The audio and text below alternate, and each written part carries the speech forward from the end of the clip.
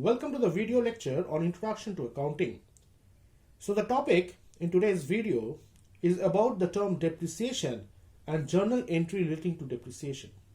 In our previous video, we have discussed about the concept of depreciation, where we discussed that depreciation is a wear and tear of the value of a fixed asset and the way in which the value of a fixed asset deteriorates with respect to time or diminishes with respect to time, where we also have mentioned about two important methods of depreciation. So, the value of a fixed asset will go down, will decrease, will deteriorate with reference to time, and that is what is termed as depreciation. Now today we are going to discuss about the journal entry of depreciation. So let's move on with our first example. Now example 1 states, depreciate machinery, book value rupees 50,000 at the rate 20% per annum. So the asset name of the asset is machinery, and that is getting depreciated. The value of the asset as on date is rupees 50,000, and the depreciation rate mentioned per annum is 20%. So we identify here two accounts. One is depreciation account and the second one is machinery account. Kindly note that depreciation is a non-cash transaction, or because of depreciation on machinery or any fixed asset, your cash balance or your bank balance doesn't change. So depreciation is basically a non-cash transaction. So what changes is the value of the asset falls. So therefore we identify two accounts. One is depreciation account and the second is the name of the asset, which is machinery account as per our example. Now depreciation account is a nominal account. Depreciation is a loss. Why it's a loss? Because the value of the asset falls, and that is the reason why depreciation is termed to be a loss. So nominal account loss has to be debited. Secondly, machinery account in the sense the asset account which falls, which means that the value of an asset decreases. If you remember the rules of debit and credit, increase of an asset will be debit, but decrease of an asset will be credit. Therefore, machinery account is credited. How we got 10,000? 50,000 is the value of the asset or the book value of the asset multiplied by 20%, that is the depreciation rate. So we got 10,000 is the depreciation for this particular year. So depreciation account is debited and machinery account is credited. Let's move on to the next example. Now in this particular example, the machinery has been sold and has been sold at a loss. So the example 2 states the value of a machine on 1st of April 2019 stands at rupees 50,000 and depreciation rate is 20%, and the machine sold on 31st of March 2020 for a price of rupees 32,000.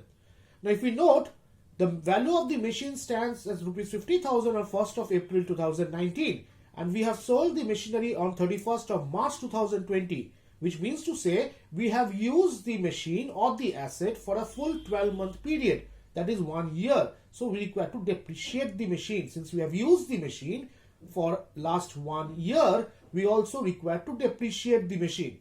So how the calculation happened? So the value of the machine was 50,000 as on 1st of April 2019. So we have used the asset for full 1 year at a 20% depreciation rate on 50,000. The amount came to 10,000. So WDV, it means the written down value as on of 31st of March 2020, the value is 40,000. Now we have sold the asset on 31st of March on the same date at 32,000. So if the value of the asset was 40,000 and we have sold at 32,000, that means to say a gap 40,000 minus 32,000, 8,000 is a loss on the sale of the asset or the machine. Now how we pass the journal entry? So first, we either consider cash or bank account as per the problem. Cash or bank real account coming in, so it's debited with the amount which you have actually received, that is 32,000.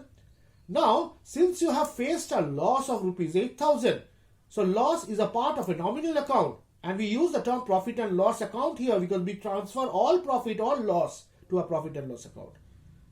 So the amount of loss basically is a part of nominal account, will also be debited. What is the amount of loss? It's 8,000 rupees.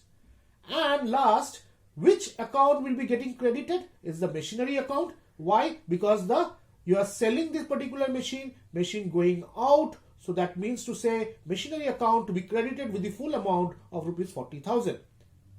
Let's move on to the next example. Now example 3 states depreciation and profit on the sale of an asset. Now if you check here, the value of the machine as on 1st of April 2019 was 50,000 the depreciation rate was 20%, and you have sold the asset on 31st of March 2020 at a price of rupees 42,000. The similar is the calculation. WDV as on 31st of March 2020 stands at 40,000, but you have sold the asset at 42,000 on the same date.